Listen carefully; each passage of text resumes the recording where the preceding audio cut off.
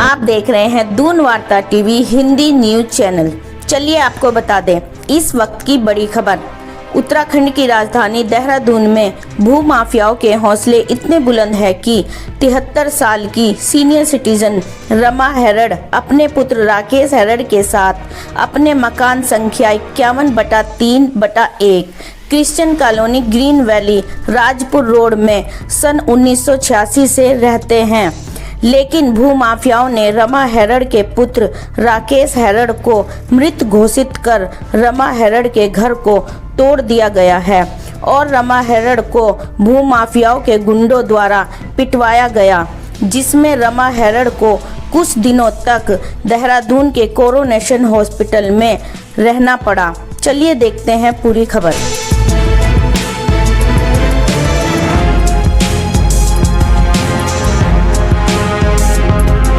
हमारी 3 प्रॉपर्टियां हैं वहाँ पर। एक दादा लाई मकान है जो कि 84 से चला आ रहा है। मेरे फादर की मृत्यु हुई 2014 में। उसके बाद भी हमारी कोई प्रॉपर्टी हम लोगों ने नहीं चढ़ाई, सिर्फ वारिसान बनवाया। हमें पता ही नहीं था कुछ भी ऐसा कराना है हमारे को। लोगों ने जैसा बोला वैसा कर लिया। तो वारिसान बनाया। मेरा एक लड़का है जो कि 23 साल का है। मेरा डिवोर्स 2013 में हो गया था। तो मैं और मेरी माता जी हैं। अपनी प्रॉपर्टी में आप कितने लोग रहते थे? मैं, मेरी माँ, मेरा बेटा जॉब पे है। ठीक है। मैं और मेरी माँ अकेले थे। ठीक है। मैं और आपके साथ फिर क्या हुआ? भाई जी, मेरे को 21 नवंबर 2019 को नशा मुक्ति केंद्र भिजा दिया गया। ठीक है। वहाँ 16 महीने रहा। GMS रोड जीवन परिवर्तन। ठीक है। वहाँ एक व्यक्ति मेरठ के नाम से टीचर बन के आया, मनोज कौशिक। अच्छा। वहाँ एक लड़के की मृत्यु हुई। अच्छा। उसमें भी इसका मनोज कौशिक का नाम है, जब वे लोग उसकी लाश ऋषिकेश छोड़ने गए। ठीक है। कोविड के दौरान। अच्छा। तो अखबारों में भी अंकित हुआ। ठीक है। कि जी क्या कहते हैं 4 दिन हिरासत में रहे ये लोग, कि वहाँ का टीचर है। और जब मैं 16 महीने बाद होली में 21 के टाइम पर बाहर आया, होली से पहले मैं 21 में बाहर आया, तो वो मनोज कौशिक मेरे घर में आया मिलने के लिए कि मैं भी मेरठ का हूँ, और मेरा बेटे को भी भिजवा दिया था वहीं जीवन परिवर्तन में, नशा मुक्ति केंद्र में। और वहाँ पर बोला गया कि मैं अपनी माँ को मारता हूँ, है ना। और बाहर आने के बाद वो हमारे घर में घुसा मेरठ के बहाने कि हम आपके जो दुकान है ये प्रॉपर्टी चढ़ाएंगे, और जो आपकी ग्रीन वैली वालों ने, हाउसिंग सोसाइटी वालों ने 6 बिस्वे का प्लॉट बेच दिया है। मेरा जो दामाद है वो नगर निगम का वकील है। ठीक है। और हम आपकी प्रॉपर्टी के सारे कागज़ और वो सारा केस वेस सब हम करवा के और सब सही कर देंगे। ठीक है। तो वो घर में रहने लग गया। कागज ले गया। 4-5 महीने वो घर में रहा। आपने रखा उसको? हाँ, वो रहने लग गया घर में। अब वो घर में रह के एक दिन 7 दिसंबर को मेरे को दारू पिलाई। अच्छा। हम लोगों ने साथ पी। वो लेके आया, मैं अनजान था, मेरे को नहीं पता था कि कोई प्रोग्राम पहले से बना हुआ है। और 7 दिसंबर को इन लोगों ने मेरे को हरिद्वार नवोदय नशा मुक्ति केंद्र भिजवा दिया। मदर के साइन हो गए उस पर, क्योंकि मैंने पी रखी थी। अरे रोज पिलाता था। वहाँ पर मेरे को पता लगा कि मनोज कौशिक वहाँ का पुराना स्टूडेंट है। मेरठ की जो ब्रांच है नवोदय की, वहाँ का पुराना स्टूडेंट रह चुका है, और वो लोग इनको बहुत अच्छे से जानते हैं कि ये दोनों 2 नंबरी हैं। ठीक है। अब वहाँ तो पायलट बताते हैं कि कभी ये पायलट है, कभी सूर्य प्रताप या कुछ है, ऐसी सब लोग बताते हैं। अलग अलग जहाँ इनको फायदा लगता है वही तो बता देते हैं। वो लोग भी जानते हैं कि ये 10 नंबरी लोग हैं। ठीक है। और बाहर आया मैं, जब मेरे को उन लोगों ने बताया कि भाई ये लोग मम्मी को लूट रहे हैं, तो मैंने क्या फ़ोन करूँ, तो मदर का फ़ोन नंबर नहीं लग रहा था, चेंज करा दिया गया था। अच्छा। मेरी दादा लाई प्रॉपर्टी डिमोलिश करा दी गई थी, ना मेरे साइन कुछ नहीं, मेरी कोई कंफर्मेशन नहीं, मेरे को मृत घोषित कर रखा। ठीक है। अभी आप कहाँ रह रहे हैं? भैया वहीं रह रहे हैं, वहाँ 3 प्लॉट हैं हमारे। बना रखा है वहाँ पर बना के उसमें भी 11.5 लाख रुपए मम्मी को खा दिए इन लोगों ने, लोगों के साथ मिलके। यही लोग वहीं के लोगों के साथ कुछ लोग हैं जो मिले हुए हैं इनके साथ। मिले हुए। तो वहाँ पे 11.5 खा के 6 mm के बोर्ड का और घर बनाया, वाइसन बोर्ड का और टीन की छत है, उसमें 11.5 लाख रुपए इनकम्प्लीट घर है वो जिसमें हम रह रहे हैं। ठीक है, तीन की आपके छत में साथ कर दिया। दुर्घटना क्या हुई है? दुर्घटना ये हुई भैया कि वहाँ पर जो व्यक्ति, मैं अंदर था तो एक वकील था अच्छा, अरुण कुमार, ठीक है, जो कि मदर से पारोटोनी ले चुका था। अच्छा, उसमें भी इन लोग, जब मैं बाहर आया तो मैंने कैंसिलेशन कराई, तो उसमें मनोज कौशिक ने कैंसिलेशन करवाई है।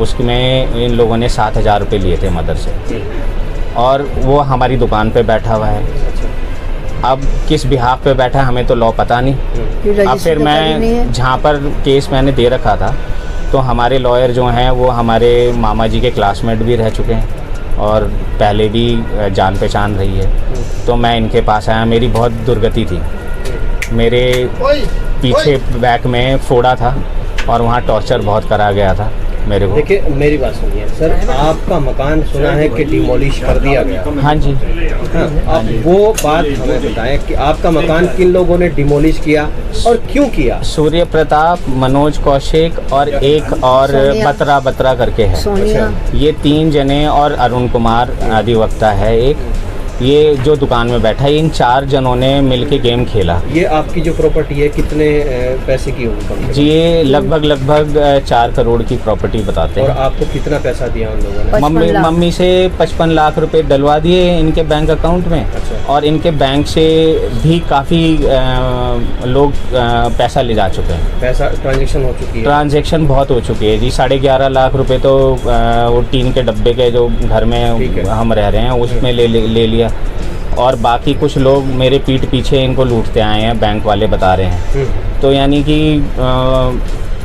लाखों रुपए लूट चुके हैं मम्मी से, और यानी साइन भी करवा लिए। साथ जो उत्पीड़न हो रहा है, मार पिटाई हो रही है, जानलेवा हमले भी हो रहे हैं, क्या कहना चाहेंगे सीएम साहब? मैं तो ये कहना चाहूँगा जी कि सीएम साहब ने और हमारे उत्तराखंड के लॉ ने जो नया लॉ बनाए हैं और सख्ताई करी है भूमि के लिए, और उसके बावजूद भी हमारे साथ ऐसा सब कुछ हो रहा है। और साफ है सर, हमारा दादा लाई प्रॉपर्टी गिरा दी गई बिना हमारे सिग्नेचर के, हमारे उसके अंदर करा के नशा मुक्ति। क्या नाम है माता जी आपका? Rama Herald. Rama Haider. Herald. Herald, क्या उत्पीड़न आपके साथ हुआ है? मेरे साथ तो बहुत बहुत बहुत उत्पीड़न है, क्योंकि मैं विधवा 73 साल की, और मेरे सिर में इंजरी हो रखी थी, तो उसमें ज़रा बहुत इन्होंने मारा टहलका, मुझे फिर से दर्द होने लग गया। तो मैं बोलने की स्थिति में भी बहुत कम हूँ। मैं आपका हॉस्पिटल- मकान बताया गया है कि आपका मकान जिसमें आप रिहाइश करते थे, रहते थे, वो डिमोलिश कर जी दिया गया। जी जी जी। तो वो क्या हुआ कि ये जो मनोज कौशिक है, ये अचानक ही मेरे घर में, मोहल्ले में पूछता पाछता मेरे घर आ गया। ठीक है। अब मेरा बेटा अंदर था, मैंने कहा भाई कोई आया है, कहने लगी तो गुरुजी हैं। मैंने कहा भैया अब मत नहीं, क्योंकि जितने तूने यहाँ पे आए हमारा घर का सत्यानाश हुआ, इसे हटा। ठीक है। मैंने कहा जी हमारे लिए कोई, आप जाओ। अब मैं पैर छूने लगा, रोने लगा, मेरे लिए कोई जगह नहीं है, मुझे निकाल दिया, मैं तो 4 दिन से भूखा हूँ, मैं ये हूँ। मैंने कहा भाई ये तो गले पड़ गया हमारे।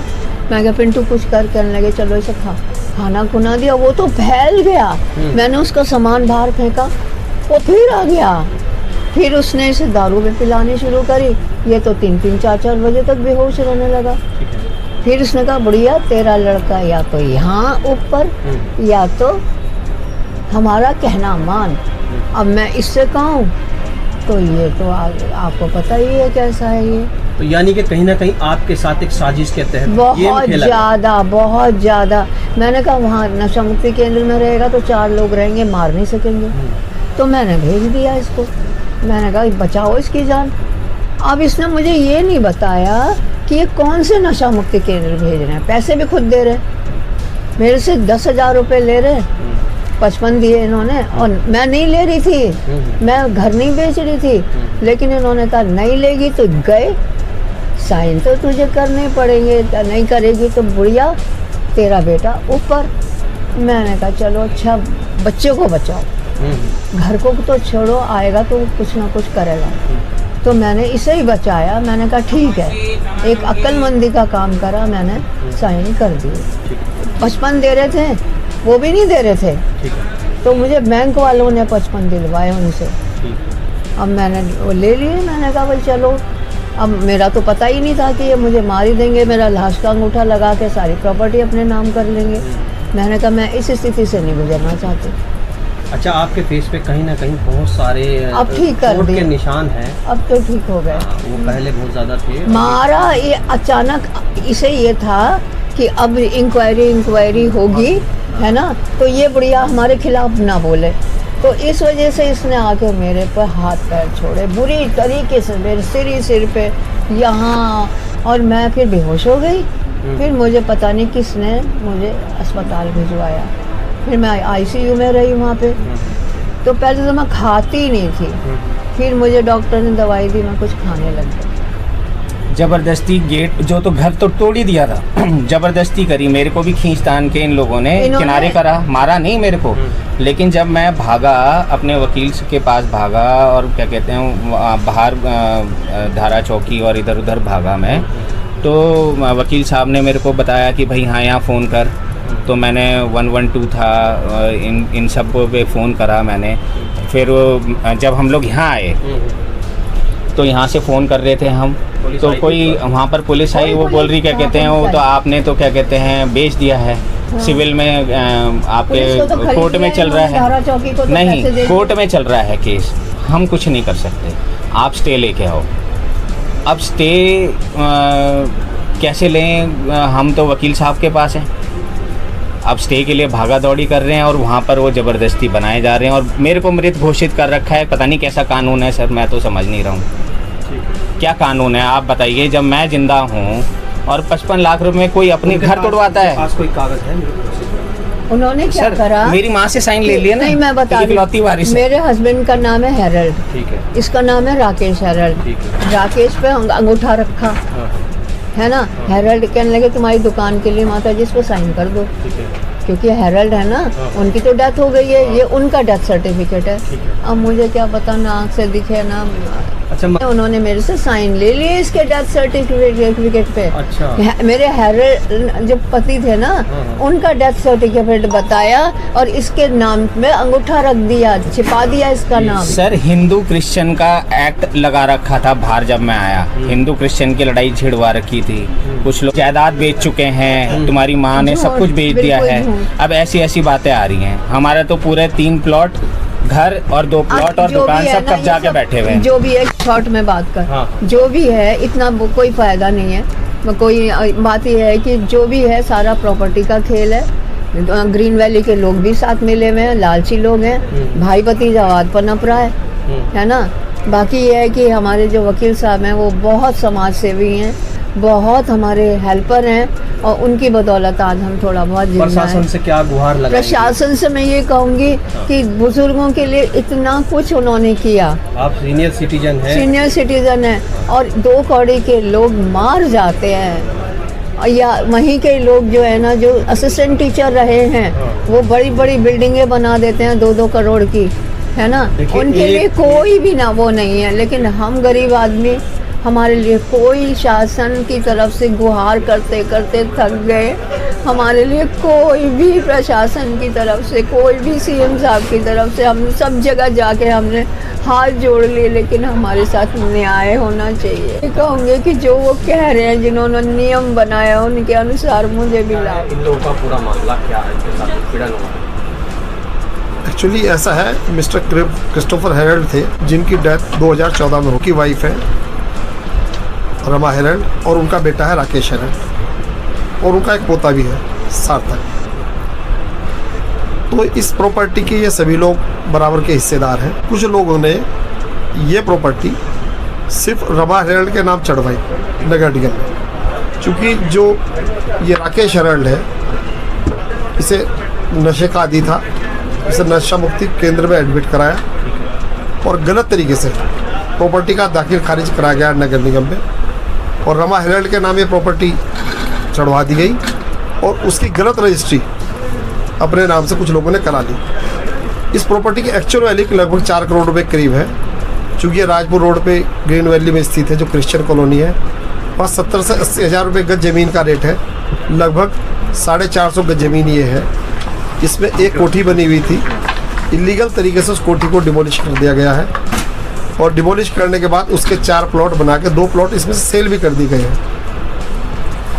कोर्ट में ये मामला पहले चल रहा था, अभी भी चल रहा है। पहले वकील साहब एक दूसरे वकील साहब देख रहे थे, मगर माननीय न्यायालय से इसमें स्टे ऑर्डर नहीं हुआ था। इस चीज़ का इन लोगों ने फ़ायदा उठाया और इस चीज़ की सभी जगह एप्लीकेशंस भी पुलिस में मूव की, प्रशासन में मूव की। ये लोग डीएम साहब से मिले, डीजीपी साहब से मिले कि भाई ये जो है, ताकि ये यहाँ पे कोई निर्माण कार्य ना हो, आगे इसमें कोई और पार्टी का इंटरेस्ट क्रिएट ना हो। मगर इन लोगों को डरा धमका के इन लोगों के साथ अन्याय हो रहा है। रमा हेरड़ 70+ एज की लेडी है, उनके साथ झगड़ा किया गया, उनके साथ मारपीट की गई। अभी वो 8-10 दिन आईसीयू में भी रही है हॉस्पिटल में। और चूँकि धामी जी बहुत ही स्ट्रिक्ट आदमी है और भू कानून को बहुत अच्छे से लागू कर रहे हैं, हमें पूरी उम्मीद है कि इनके साथ न्याय होगा। लीगल पोजीशन ये है कि अकेली रमा हेरड़ इस प्रॉपर्टी को बेच नहीं सकती थी। इलीगल सेल है, इलीगली उनके खाते में अगर जो दिखाए गए हैं, वो उनका कहना है कि 55-60 लाख रुपए उनके खाते में दिखाए गए हैं, जबकि प्रॉपर्टी की वैल्यू करीब 4 करोड़ रुपए है। उस सर्कल रेट का फ़ायदा उठा के दिखा के इस तरीके से किया गया है, जो कि बिल्कुल कानूनी तरीके से बिल्कुल गलत है। वकील साहब, कहीं ना कहीं जो महिला हैं वो सीनियर सिटीजन हैं और ऊपर से महिला भी हैं, इनके साथ में मार पिटाई भी हुई है, ऐसा क्या पॉसिबल है? गलत हुआ बिल्कुल। सीनियर सिटीजन है, क्रिश्चियन है और इनके साथ मार पिटाई हुई है, चोट लगी है, मेडिकल इनका ही है। मगर इनका कहना जो है कि भाई जिन लोगों ने मारपीट, उनके खिलाफ आज तक कोई कार्रवाई नहीं हुई। इन्फ्लुएंशियल लोग हैं वो।